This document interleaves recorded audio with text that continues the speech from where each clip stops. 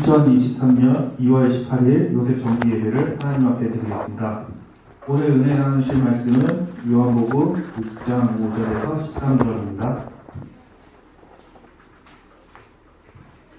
읽도록 하겠습니다. 예수께서 눈을 들어 큰 무리가 자기에게 오는 것을 보시고 빌립에게 이르시되 우리가 떡을 사서 이 사람들에게 먹게 하겠냐 하시니, 이렇게 말씀하심은 친히 어떻게 하실 것을 아시고 빌립을 시험코자 하시니라. 빌립이 대답하되 각 사람으로 조금씩 받게 할지라도 200데나리온의 떡이 부족하느니라.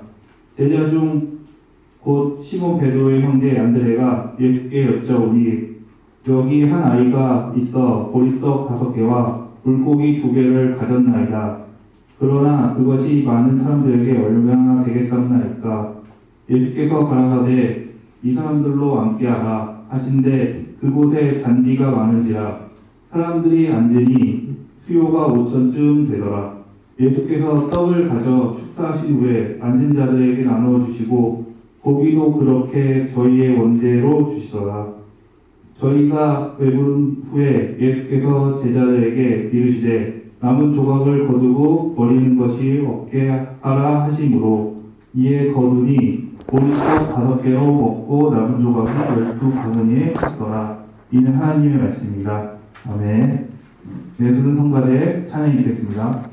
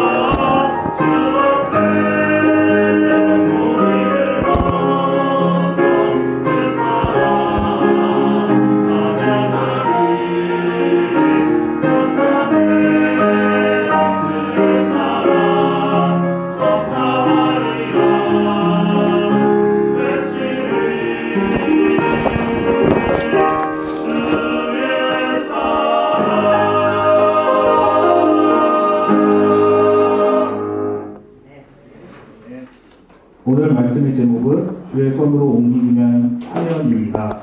목사님 설교할 때 하늘에 담으시기 바랍니다.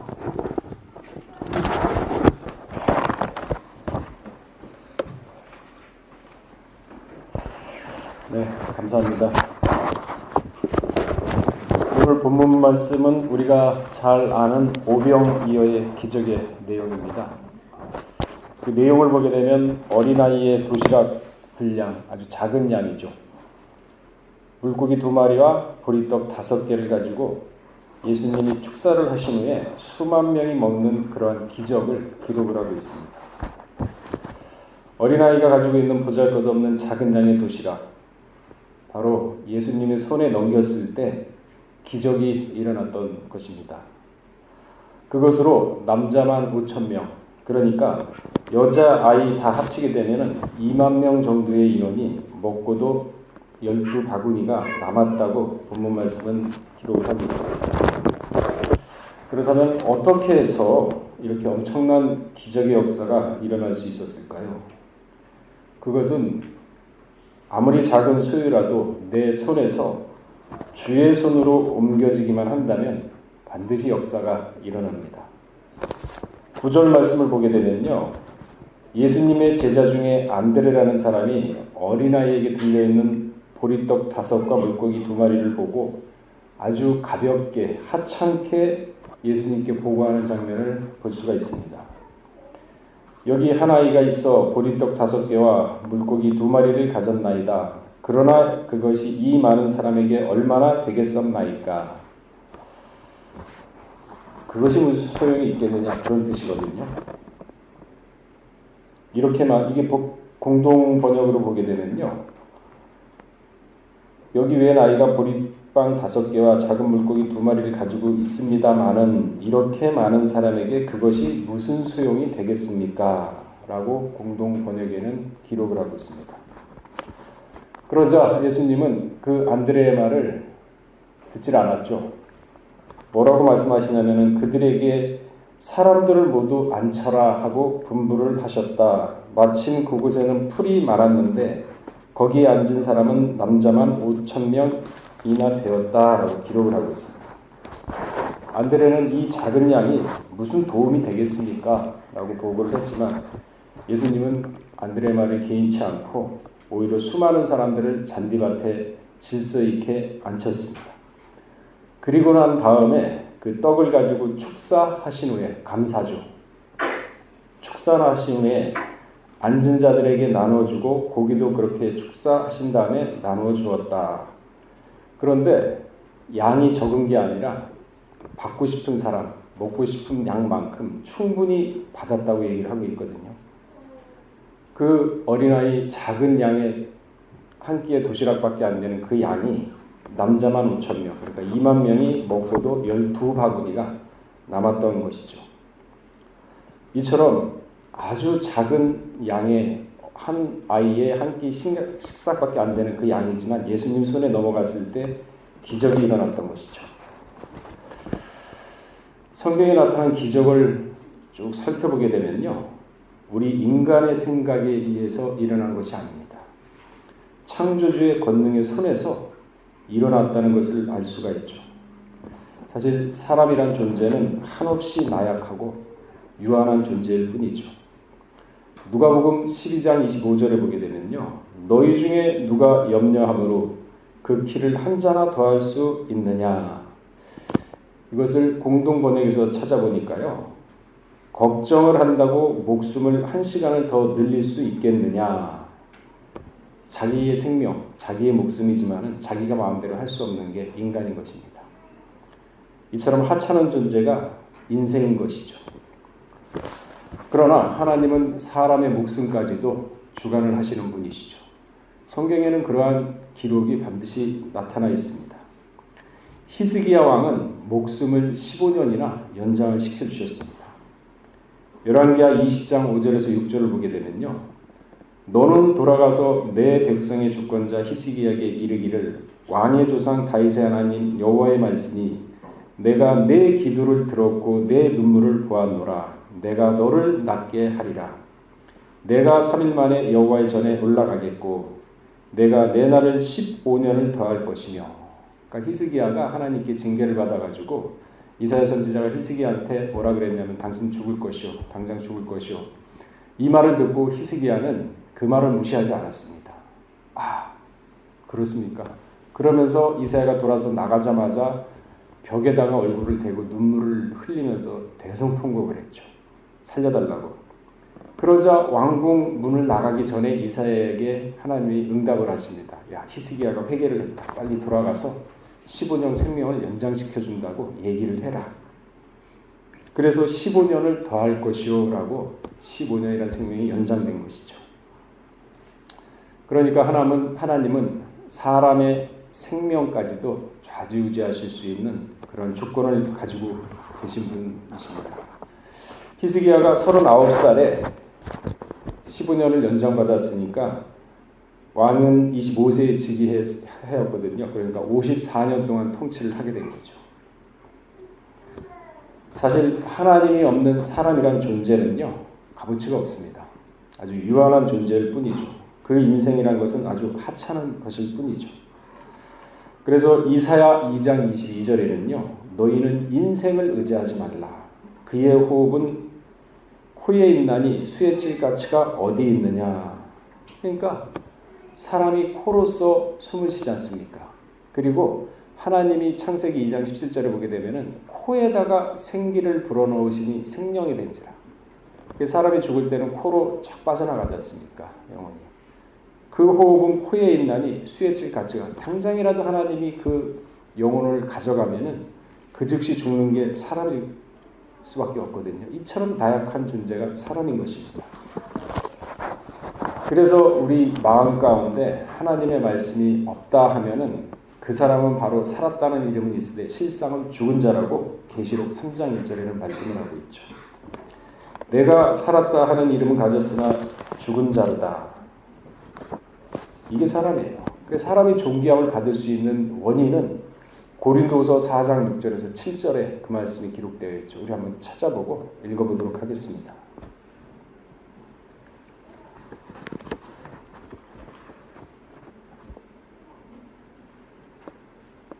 자, 고린도서 4장 6절에서 7절 말씀, 6절 말씀 봉독하겠습니다. 시작. 어두운 데서 빛이 비치리라 하시던 그 하나님께서 예수 그리스도의 얼굴에 있는 하나님의 영광을 아는 빛을 우리 마음에 비치셨느니라. 우리가 이 보배를 질글새 가졌으니 이는 능력의 신이 큰 것이 하나님께 있고 우리에게 있지 아니함을 알게 하려. 그러니까 예수 그리스도의 영광, 말씀이 질그릇, 우리 자신, 마음이죠. 가졌기 때문에 능력의 힘이 큰 것이 하나님에게 있고 우리에게 있지 아니함을 알게 하려 하시리니라. 그러니까 여러분들 생각을 바꾸셔야 돼요. 가치관을 바꾸시고. 내가 할 수 있다 하는 것은 한계가 있습니다. 내가 하겠다는 것은 내 범위나 내 능력을 스스로 정하게 되죠.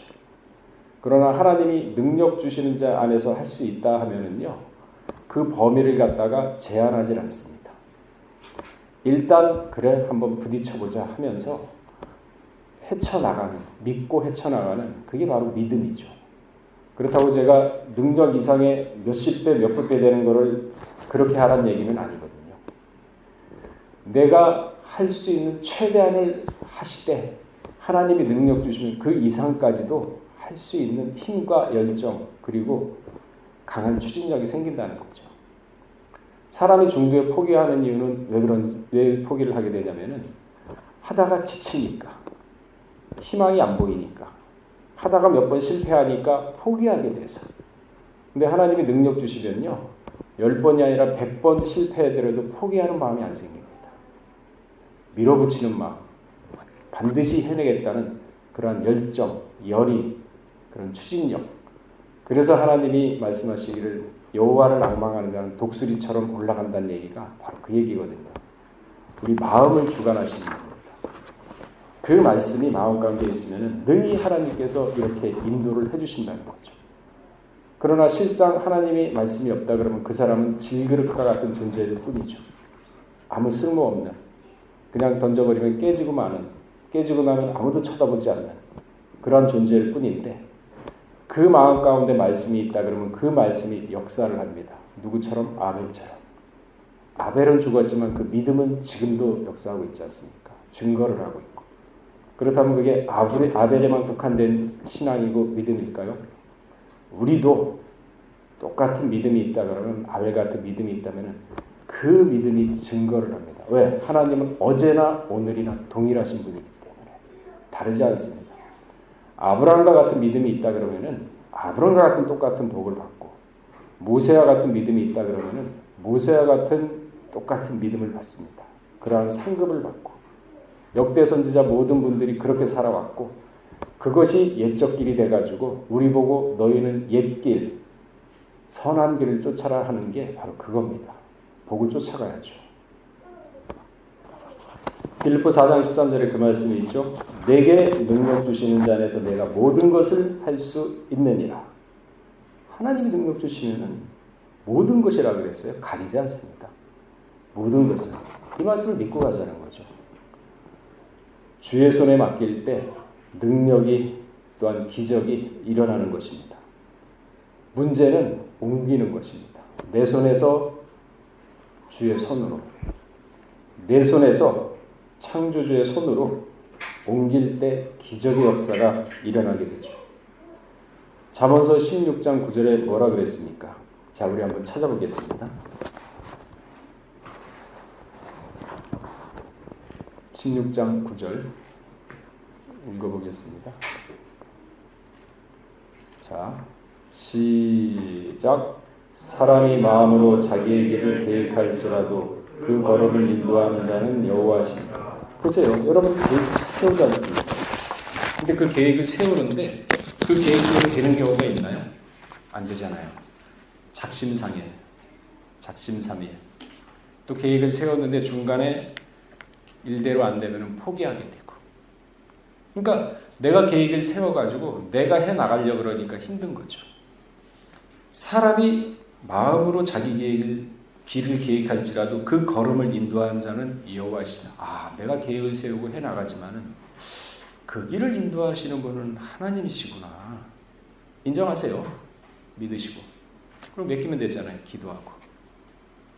사람 만날 때도 그래요. 누구를 만나겠다. 아, 오늘 뭐 비즈니스 때문에 누구를 좀 만나야겠다 그러면은 하나님은 시간 공간 제한이 없지 않습니까? 내일 뭐 사람을 만나야 되는데 몇 시에 어디에서 만난다. 그럼 기도하세요.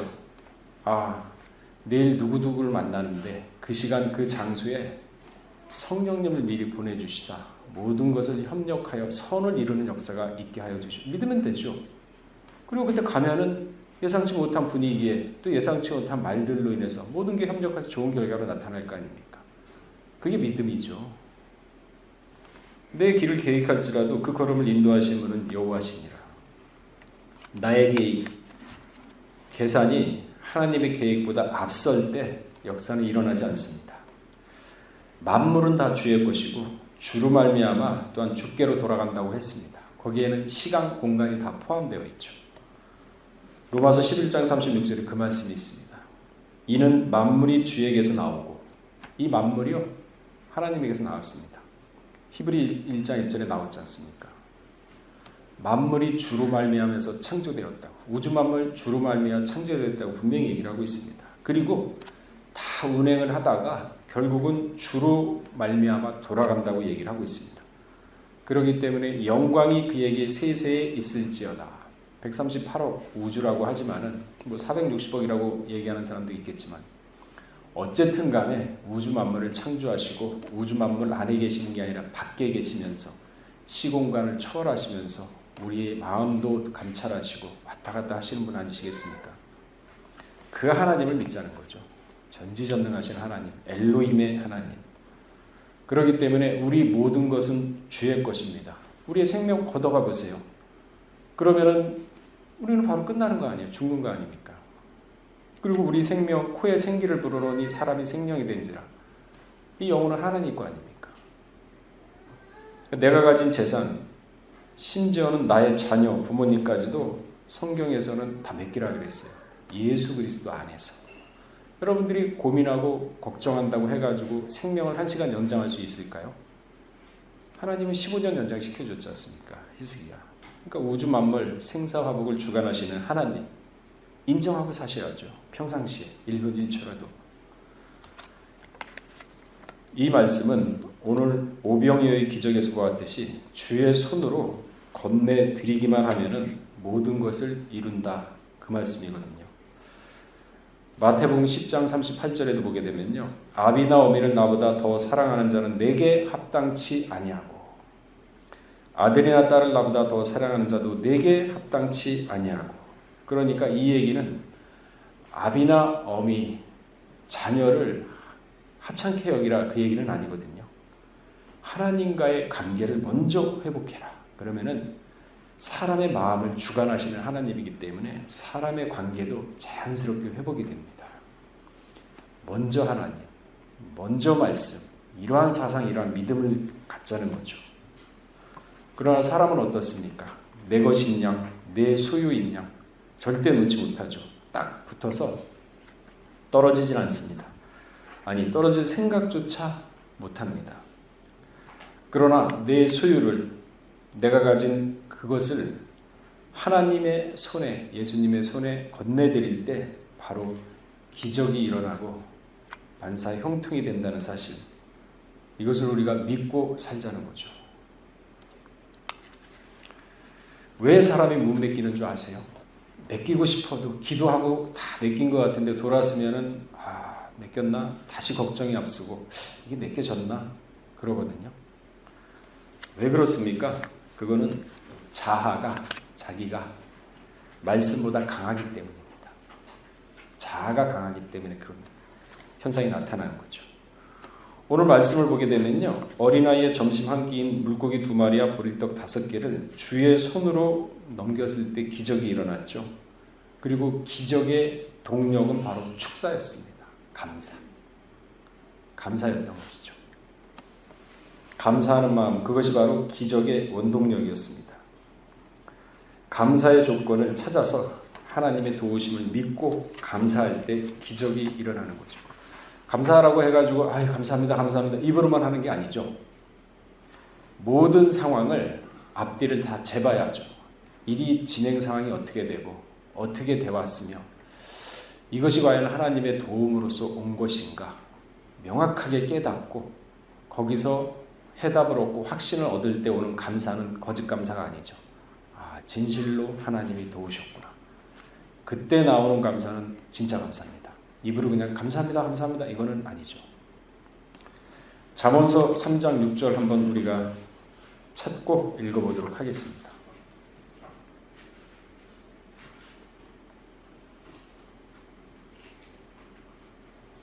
자, 3장 6절 시작.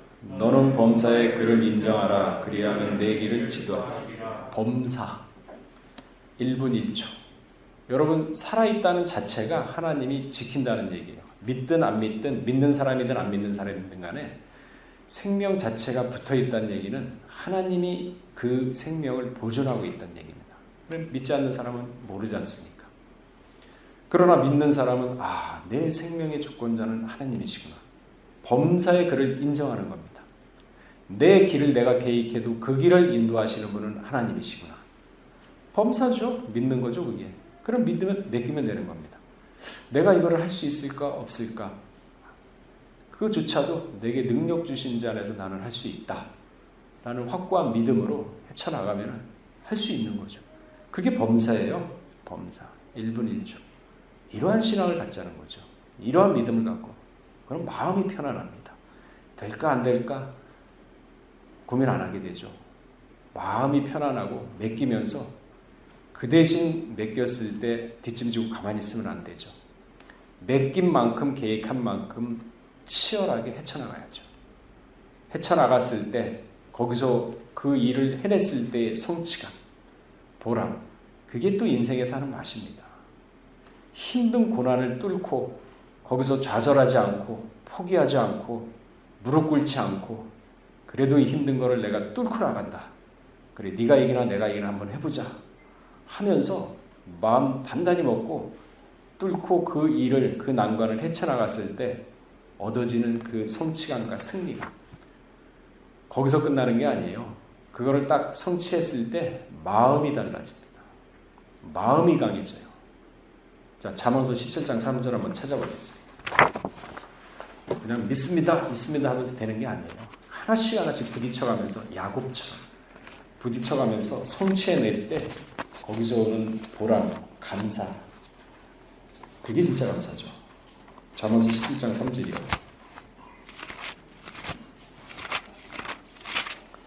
자, 한번 읽어보겠습니다. 자, 시작. 도가니는 풀무는 금을, 여호와는, 하나님은요 사랑하는 자녀를 갖다가 단련시키는데 마음을 단련시켜요. 그래서 이스라엘 백성들 430년 동안 마음을 단련시키기 위해서 애굽에 집어넣었던 거고, 그리고 야곱을 쓰기 위해서 바단 아람에 도망가게 만든 다음에 숱한 고생을 하게 만든 겁니다. 그리고 요셉도 쓰기 위해서 그렇게 형들이 팔아가지고 고생고생하게 옥살이까지 하게 만든 거거든요. 맹자장에 이런 말이 있습니다. 하늘이 사람을 쓰려면은 그 사람을 먼저 괴롭게 합니다. 마음을 괴롭게 하고 가난하게 만듭니다. 먹을 것이 없어가지고 배를 쫄쫄 굵게 만듭니다. 그리고 무슨 일을 하든 간에 안 풀리게 합니다. 왜 안 되지? 왜 안 되지? 고민하고 그걸 헤쳐나가려고 심사숙고하고, 그리고 몸을 아프게 합니다. 그러니까 사람이 굉장히 강해져요. 마음이. 힘들고 어려운 일을 닥친다 하더라도 그거를 헤쳐나갈 수 있는 지혜와 능력이 생깁니다. 그래서 하늘이 사람을 쓰려면 그 사람을 그렇게 마음을 단련시키고 강하게 한다. 여호수아도 그랬죠. 여호수아 1장 7절을 보게 되면은 뭐라고 얘기했습니까? 너는 강하고 담대하라. 강하고 담대하라. 200만 명을 이끌어갈 사람이거든요. 자, 우리 1장 7절 한번 살펴보겠습니다. 그러니까 제가 뉴스를 보거나 그러면은 빚이 몇십억 있다 해가지고 그 어린아이 데리고 차 타고서 부인하고 같이 바다에 뛰어들어서 자살하는 거, 그런 거 보면 참 안타까워요. 아니, 저런 죽을 용기가 있으면 저 용기 가지고 살면은 뭘 짓을 못해. 무슨 일을 못해. 희망이 없으니까. 마음이 나약하니까. 마음이 나약하니까 그걸 견디질 못하는 거예요. 자, 그래서 하나님은 인간의 마음을 다 아시는 분이기 때문에 제일 먼저 뭐라고 여호수아한테 얘기했냐면 200만 명을 이제 이끌어 가야 돼요. 모세가 죽었기 때문에. 자, 1장 7절 읽어보겠습니다. 시작. 오직 너는 마음을 강하게 하고 극히 담대히 하여 나의 종 모세가 내가 명한 율법을 다 지켜내야 하고 자루나 우루나 치우치지 말라. 그리하면 어디로 가든지 보세요. 이게 우리 이번에 워크숍의 주제인데요. 거기 뭐라 그랬습니까? 오직 너는 마음을 강하게 하고 극히 담대히 하여 나의 종 모세가 내게 명한 율법을 다 지켜야 하고 말씀을 지켜 행하라는 거죠.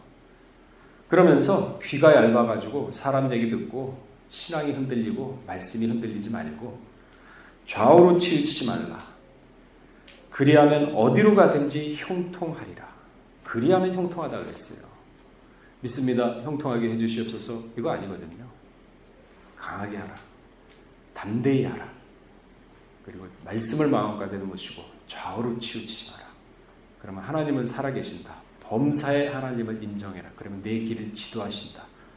보이지 않는 하나님을, 이 말씀을 믿고서 나가자는 거죠. 그러니까 신앙의 담대함을 이루어야죠. 그 6절에도 보게 되면요. 마음을 강하게 하라. 담대히 하라. 너는 이 백성에게 내가 그 조상에게 맹세하여 주라 한 땅을 얻게 하리라.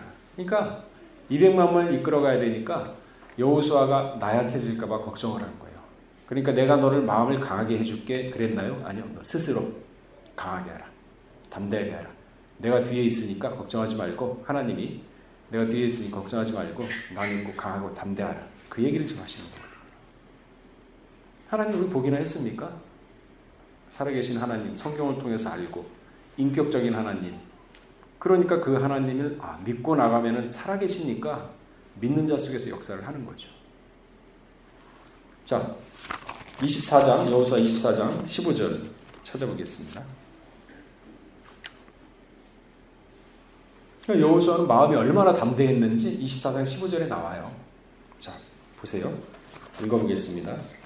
시작. 만일 여호와를 섬기는 것이 너희에게 좋지 않게 보이거든 너희 열주가 강 저편에서 섬기던 신이든지 혹 너희의 거하는 땅 아모리산의 신이든지 너희 섬길 자를 오늘날 택하라. 나와 내 집은 오직 여호와를 섬기겠다. 보세요. 200만 명이 와가지고 아무리 족속의 우상이 참 보기 좋습니다. 우리 조상 아브라함이 갈대아울에서 우상을 섬겼는데 참 보기 좋습니다. 그것도 이렇게 같이 섬기면 어떨까요? 그 여호수아 뭐라 그랬습니까? 야, 그거 보기 좋니? 그 너희 열조가 강 저편, 요단강 건너편이죠. 갈대아울. 그 저편에서 섬기던 아브라함의 아버지 데라, 우상 숭배, 우상 장사를 했던 사람이거든요. 그게 좋아 보이거든. 그래, 가 섬겨. 그 아모리 땅 지금 이 가나안 땅에 들어와 보니까 아모리 족속의 신이 멋있거든요. 화려하고. 자, 이거 섬기고 싶어? 그래, 섬겨.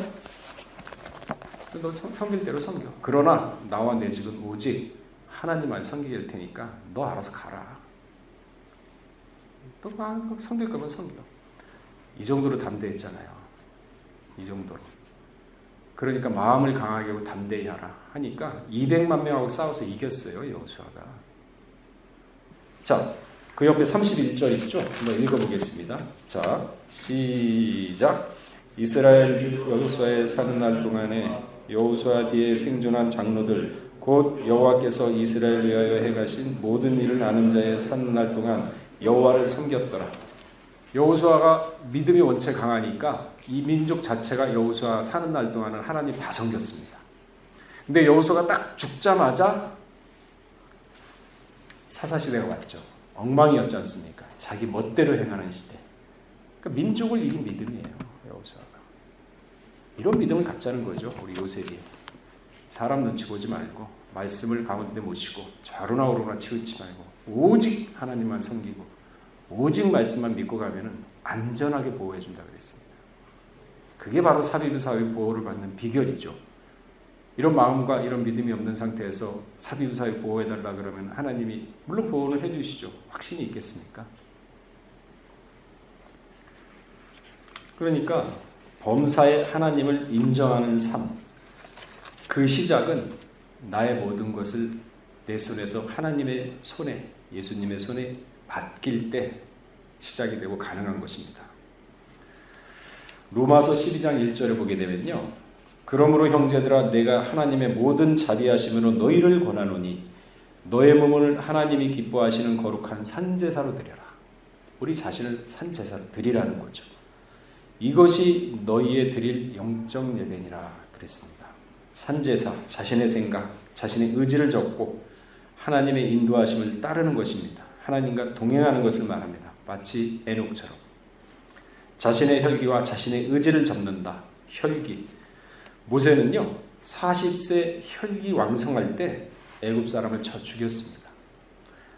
여기 혈기란 피와 기운이란 뜻인데 이것은 사람의 의지를 얘기합니다. 하나님의 뜻이 아니라 사람의 의지죠. 그러니까 타락한 인간의 피 속에는 이처럼 나쁜 기운이 흐르고 있죠.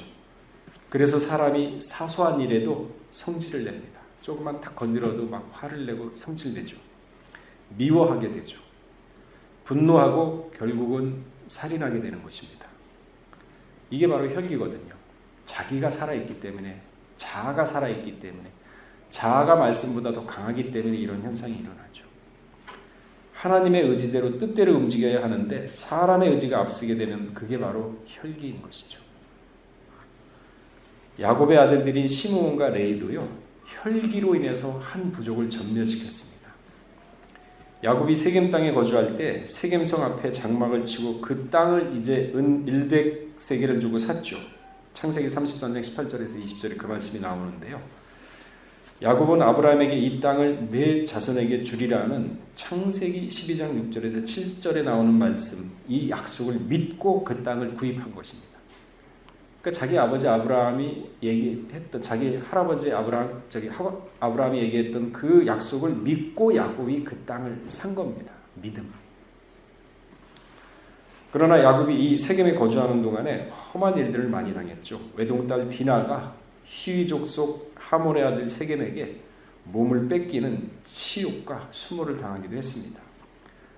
이때 오빠인 시므온과 레위를 비롯한 형제들이 이 디나의 사건으로 분노하기 시작했죠. 화를 내기 시작했습니다. 히위 족속에게 뭐라고 얘기하냐면은 너희가 할례를 받아라. 그러면은 내 동생 디나하고 결혼을 허락하겠다고 거짓말을 합니다. 그래서 히위 족속은 그 말을 믿고 다 할례를 받았죠. 그래서 몸이 움직이기 불편하자 그 틈을 타서 이 한 족속을 무참히 학살을 했습니다. 그래서 야곱은 그 지역에서 도망갈 수밖에 없었죠. 왜?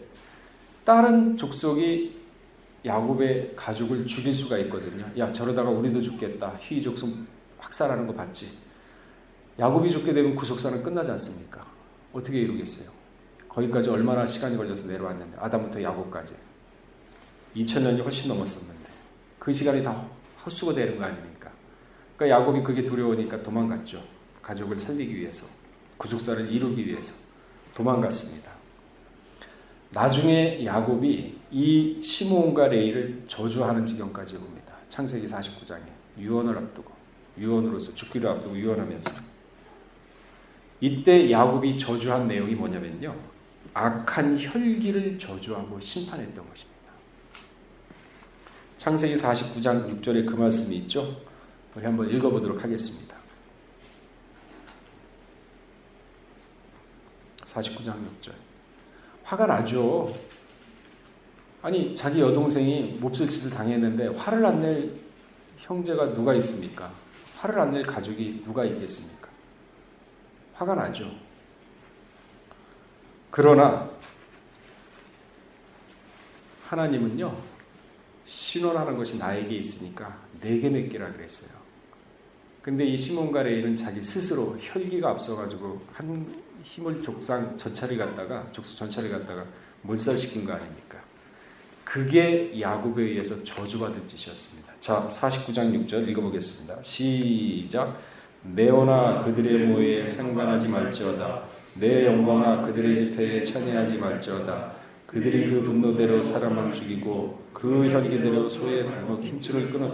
혈기대로.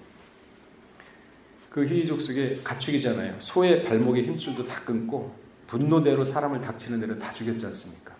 할례를 받았으니까 불편하죠. 움직이지 못하죠. 그러니까 레위와 시므온이 이러한 잔인한 학살을 벌인 거죠. 혈기대로. 그래서 야고보 1장 20절에 뭐라 그랬습니까? 사람의 성내는 것이 하나님의 의를 이루지 못한다 그랬어요. 하나님의 의. 그리고 성을 낸다 하더라도 절대 저녁에까지 그 노를 품지 말라 그랬습니다.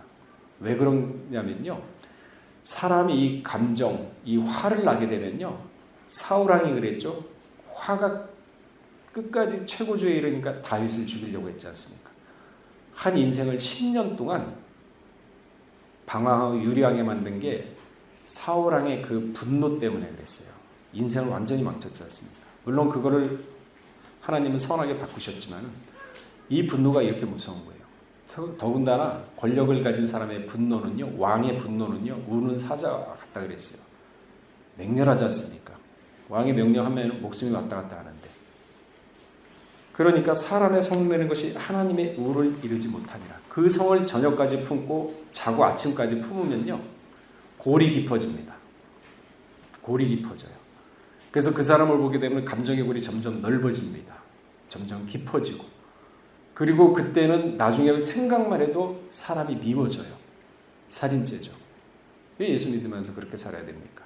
용서라는 것도 있는데. 그러니까 성내는 것이 하나님의 우를 이루지 못한다고 했어요. 혈기요. 혈기는 사람의 이성을 마비시키죠. 감정을 극대화시켜서 우발적인 행동을 하게 만드는 것입니다. 결국은 살인을 저지르게 되죠. 그래서 혈기를 죽여라.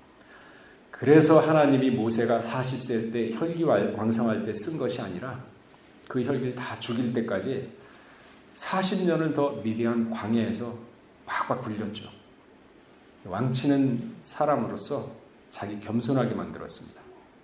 그 40대는 애굽 사람을 죽이면 이 백성들이 저 사람이 우리를 갖다 구원할 사람인가 보다 하고서 자기를 갖다가 인도할 지도자로 착각을 했죠. 하나님 그런 사람 안 씁니다. 어떻게 모세를 어떻게 만들었냐면 박박 굴려가지고 나중에 하나님이 불렀을 때는 나는 말을 잘 못하는 사람입니다. 나를 말고 내 형 아론을 보내시옵소서. 그래서 아론한테 책임자를 만들어서 구원하라고 얘기하지 않습니까? 3번이나 얘기했습니다. 그러나 하나님은 40년 동안 모세를 키웠거든요. 80세 될 때까지. 그래서 아니다. 너는 참 성격이 온유하다. 네가 해야 되겠다. 저는 안 됩니다. 그러니까 하나님이 화를 내셨어요. 내가 하라는데 좀 해라. 그랬더니 3번째 만에 했지 않습니까? 그러니까 자기 혈기로 해가지고 되는 일은 아무것도 없어요. 그러니까 범사의 주를 인정하는 거. 인정하게 되면요. 그때부터 주관은 누가 하느냐? 우리 마음은 하나님이 주관하세요. 말씀이 주관합니다. 그게 바로 말씀이 인도하는 삶이죠. 우리가 이 정도 차원까지 신앙이 올라가야 된다는 거죠. 자, 다시 돌아와서 물고기 2마리와 떡 5개는 어린아이의 보잘것없는 도시락 한 끼일 뿐입니다. 그러나 이것은 예수님의 손에 옮겨지고 그리고 축사를 했을 때 수만 명이 먹고도 12바구니가 남는 아주 큰 기적이 일어났던 것입니다. 내 것이 아니라 예수님 손에 맡겼을 때, 감사함으로 맡겼을 때. 그러니까 우리가 살아가면서 요즘 참 대출도 안 되고 집을 한번 살려고 그래도 평생 모아도 못 살 정도로 영끌이에도 안 되는 세상인데, 세상이 그렇다 하더라도 믿는 사람은요, 거기에 동화되지 말고 일단은 말씀을 모시고 말씀과 함께 동행을 하세요. 그러면요, 마음이 평안합니다. 예수님이 부활하고 난 다음에 일성이 뭡니까? 너희에게 평강이 있을지어다. 그러면요, 옛말에도 가와만사성이라는 게 있어요. 그 옛날 현인들이 참 저거 보면은 지혜롭습니다. 가와만사성, 집안이 평안하면요, 마음이 평안합니다. 여러분 아침에 출근할 때 부부싸움 해보세요. 그러면 하루 종일 기분 굉장히 찝찝하잖아요. 일도 안 풀려요. 집에 들어가서 또 이거 부딪혀야 돼. 그러면 하던 일도 안 돼요. 평상시 그렇게 잘한 일도. 그러나 집안이 평안하고 마음이 평안하지 않습니까? 그럼 전혀 예상치 못하게 일들이 잘 풀립니다. 그래서 요한일서에 뭐라고 나와 있나요? 내 영혼이 잘됨 같이 범사에 잘된다. 그래서 예수님이 부활한 다음에 첫 일성이 너희에게 평강이 있을지어다. 평강을 얘기하신 거예요. 그 평강을 주시겠다는 거죠. 감사, 범사의 주를 인정하고 사소한 일에 짜증내거나 불평불만하지 마시고 우리의 마음, 우리의 생각을 아침에 일어나시면은 하나님 내 생각, 내 마음을 주장하여 주시옵소서 기도하세요. 그리고 기도한 거를 갖다 하루 종일 되뇌이세요. 소가 이렇게 속에 있던 걸 씹고 다시 되뇌이듯이 되뇌이세요. 그러면은 마음이 평안합니다. 그게 하루 이틀, 일주일, 한 달씩 가게 되면요, 그때부터는 의식적으로 하지 않아도 무의식적으로 하나님을 찾게 돼요. 이처럼 평상시에 하나님을 의지하고 하나님을 믿는 마음이 평상시에 단단하게 쌓여가잖아요. 그러면은 순간적으로 큰 일이 닥쳤을 때도 동요하지 않습니다. 호들갑 안 떨어요. 평상시에 쌓여오는 믿음이 있기 때문에. 그러면 그 마음이 평안한 가운데서 그 환난을 능히 이겨낼 수 있고 심지어는 비웃는다 그랬어요. 자, 욥기서 12장 5절 한번 찾아보겠습니다.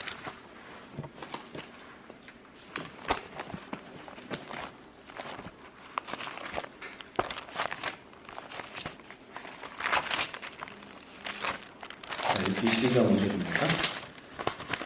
다 같이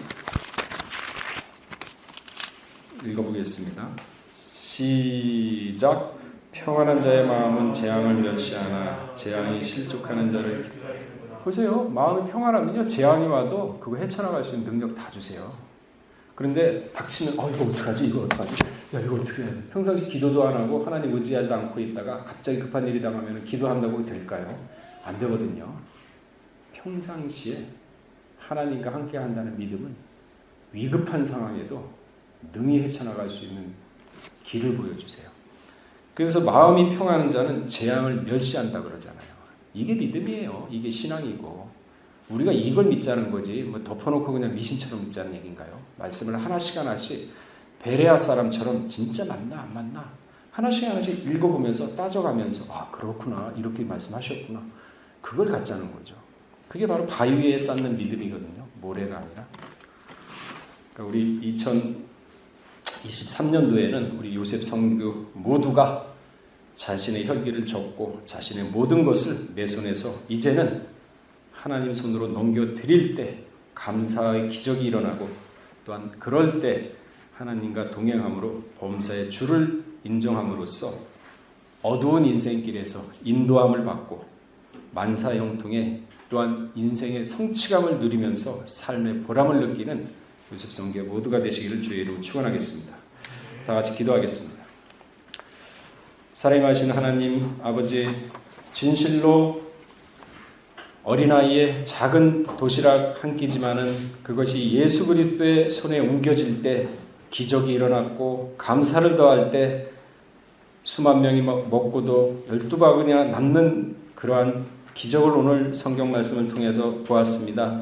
아버지 하나님, 이것이 당시 2000년 전의 모습으로 그때 상황으로만 끝나는 것이 아니라 그때의 하나님이 우리 하나님이요 그때의 예수님이 지금의 우리가 믿는 예수님이니 이러한 믿음이 있을 때 저희도 똑같은 오병이어 이상의 기적이 일어나는 그러한 신앙의 체험을 하는 요셉 성교의 모두가 될 수 있도록 은혜를 더하여 주시옵소서. 오늘 또한 이렇게 주신 바 말씀에서 봉헌을 하고자 하는 가운데 있습니다. 아버지 하나님, 먼저는 그 마음을 기억하여 주시옵고 그 손길에 만사형통의 축복으로 인도하시사 하고자 하는 모든 일이 선한 결과로 나타나서 반드시 따먹고 또한 그 따먹음으로 인하여 마음속에 진정한 감사를 돌릴 때 그 감사를 흥양하는 우리 요셉생교의 모두가 될 수 있도록 은혜를 더하여 주시옵소서. 모든 말씀 빌고 나올 때 존귀하신 예수 그리스도 받들어 감사를 기도를 삼나이다. 아멘.